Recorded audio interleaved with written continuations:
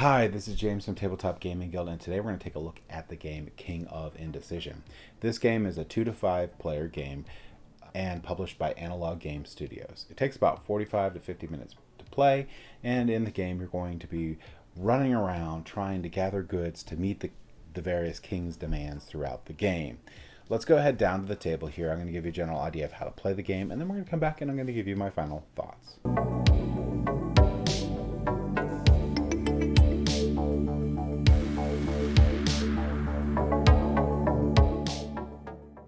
Alright, so this is King of Indecision, and King of Indecision, you're basically going to be exploring this map as you lay it out, and you're going to gather resources, and you're going to try to meet the demand of the king's ever-changing mind. To start the game, you're actually going to set up 5 piles of 3.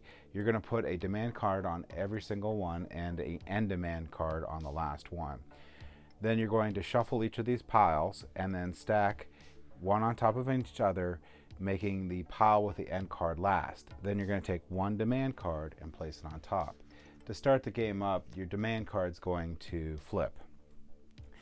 Now the demand card itself is going to be the goal for each of these players. You're going to have various amounts of rounds before the next demand card gets up, which is going to be 1 through 4 rounds. Once the next demand card flips, then the players will score for the demand that the king currently has.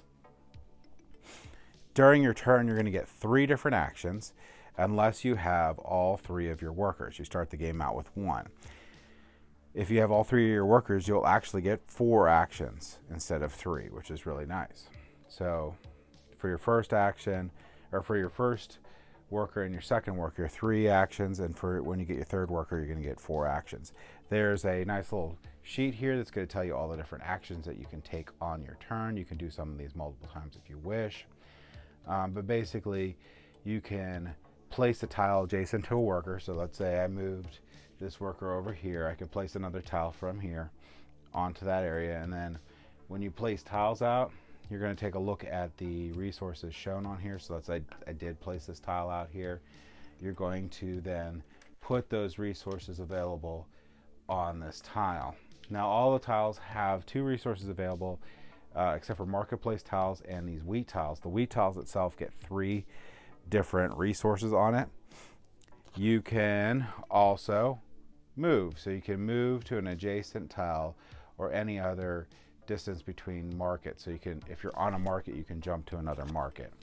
The other thing you can do is collect. So I'm on the space right here. I can just collect these 2 right here if I wanted to, and I'll put them in my player area. You can also trade with the market. It's always 2 to 1, and a trade is a single action. Well, sorry.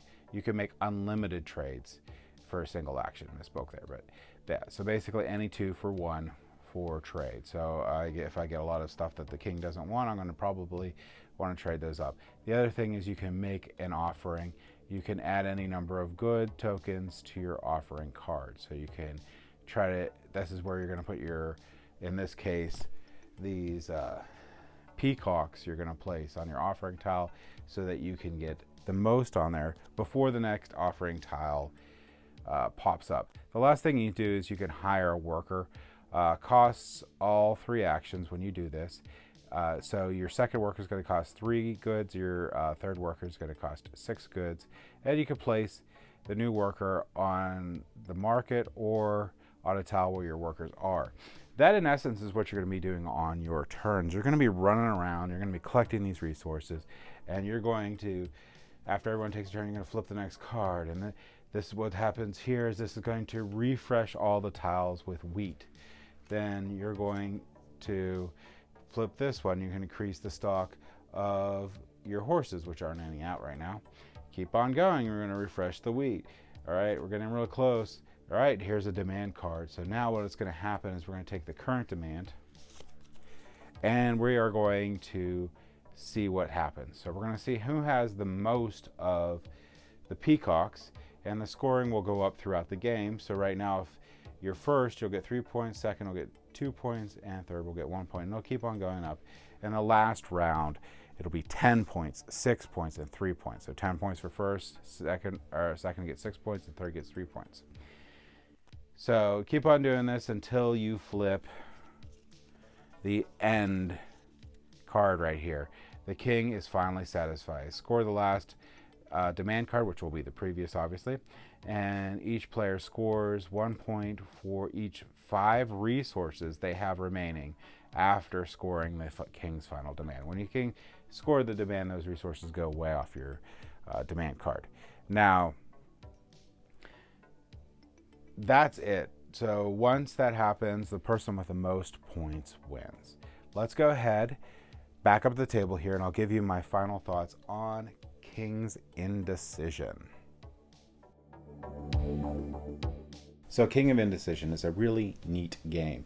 It has a really cool sort of race feel to it because you don't really know when the next card per se is going to flip for the king's demand. You have a general idea because of how the deck's shuffled and set up during the beginning of the game, but you don't know exactly when. So you have to debate, well, am I going to get what the king demands right now, or am I going to try to get some other resources in order to meet the king's demands better later? So there's a lot of different strategies you can play in here and a lot of different things you can pivot on. So if you notice your opponent sort of snatching up the current king's demand, well, you know what? Maybe I'm just going to get a lot of resources outside of that because no one is going to those areas to be ready to meet a future king's demand. So really fun game, very easy to teach. And I would highly recommend this game for anyone that is new to the hobby. So this is easy to teach, fun game that sort of gets you into some of the mechanics that are in some of the huge games that are in the hobby, or at least more complex games. And it's fun. I would recommend King's Indecision for anyone who's looking for a fun game that's easy to teach, that is good for gamers coming into the hobby, and is also good for gamers already in the hobby that know a lot of different games. Is still fun. So this, what I would consider like a gateway game. So a game that would get people into the hobby, but it is also has enough meat to it that it is good for the people teaching the game and the people who are trying to get these people into the hobby. So if you're looking for a game like that, I would highly recommend King of Indecision. Thank you for watching.